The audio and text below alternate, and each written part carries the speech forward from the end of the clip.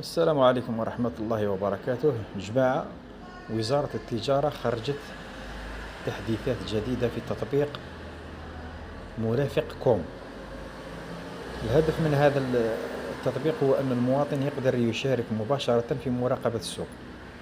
يعني إذا دخلت لأي محل وما لقيتش الأسعار مثلا معلقة، تقدر تبلغ مباشرة عن طريق التطبيق بكل سهولة.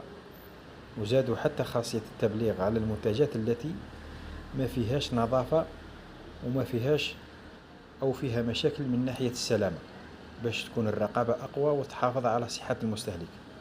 الوزارة قالت بلي هذه الخطوة تدخل ضمن خطة باش المواطن يكون طرف مهم في مراقبة الأسواق وتحسين الشفافية. والتطبيق متوفر مجانا على الأندرويد والآيفون. الوزارة دعت الناس كامل يحملوه ويستعملوه بطريقة مسؤولة لخدمة الصالح العام.